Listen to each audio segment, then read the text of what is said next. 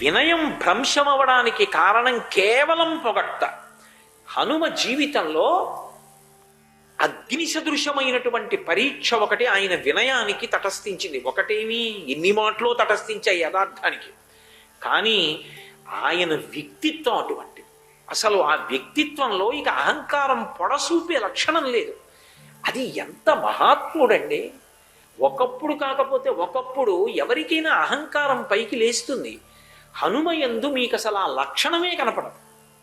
అందుకే పిల్లల దగ్గర నుంచి పెద్దల వరకు అందరూ ఉపాసన చెయ్యవలసిన మూర్తి ఎవరైనా ఉంటే హనుమయే. మహానుభావుడు. ఒకప్పుడు ఇంద్రజిత్ యుద్ధానికి వచ్చాడు. అతికాయుడు, త్రిశిరస్సు వీళ్ళందరూ ఒకే రోజు చచ్చిపోయారు. చచ్చిపోతే రావణాసురుడు విశేషంగా మనసు కష్టపెట్టుకుని ఎవ్వరితో మాట్లాడకుండా సింహాసనంలో నిరుత్తురుడై కూర్చున్నాడు.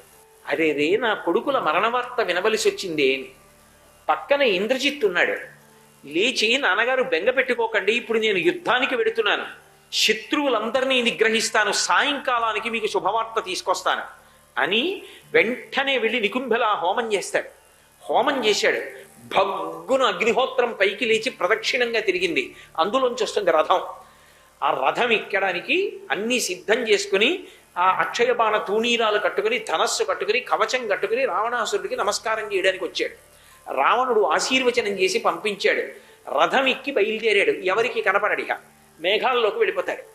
వెళ్ళిపోయి అక్కడి నుంచి నిజంగా మీరు శ్రీరామాయణం యుద్ధకాండ చూస్తే పరమ భయంకరమైన యుద్ధం. ఒక్క వీరుడు కూడా ఆయన్ని తట్టుకోలేకపోయాడు. అసలు అది ఒక పెద్ద జడివాన, అలా కురిపించేశాడంతే బాణాలు. తెల్లవారుజామున ప్రారంభమైనటువంటి యుద్ధం సాయంకాలం వరకు నడిచింది. సాయంకాలం వరకు యుద్ధం నడిస్తే ఇంద్రజిత్ ఎక్కడున్నాడో తెలియలేదు బాణం వేయడానికి. అలా రథం ప్రయాణిస్తూ చేస్తాడు యుద్ధం, ఎవరికీ కనపడడు. సాయంకాలం అయిన తర్వాత బ్రహ్మాస్త్ర ప్రయోగం చెయ్యాలని నిర్ణయించుకున్నాడు. హోమశాల దగ్గరికి వెళ్ళాడు, హోమం చేశాడు. అందులో నిద్దురు పోశాడు. అభిచారిక హోమాలు చేస్తూ ఉంటాడు. చేసేటప్పటికి అందులోంచి భగ్గున మంటలేచింది. బ్రహ్మాస్త్రాన్ని ఆవాహన చేసుకున్నాడు. ఆవాహన చేసుకుని రథం ఎక్కి మేఘంలోకి వచ్చాడు. వచ్చి బ్రహ్మాస్త్రాన్ని అభిమంత్రించి విడిచిపెడుతున్నాడు. ఆ వచ్చేస్తున్నటువంటి దాని శక్తికి మొత్తం భూమి కంపించింది. రామచంద్రమూర్తి కనిపెట్టారు బ్రహ్మాస్త్ర ప్రయోగం జరుగుతోందని. సమస్త సృష్టికి కారకుడైనటువంటి పితామహుడి పేరు మీద అస్త్రప్రయోగం జరుగుతోంది. దీనికి మనం గౌరవం ఇవ్వాలి. లక్ష్మణ, తట్టుకో, ఇప్పుడు వచ్చే బాణ పరంపరను తట్టుకో. మన ఇద్దరం స్పృహ తప్పిపోయినట్టుగా నేల మీద పడిపోవడం తప్ప మార్గం లేదు. ఈ బ్రహ్మాస్త్రాన్ని ఎదిరించడం సాధ్యం కాదు, కింద పడిపోదాం రమ్మని పడిపోయారు.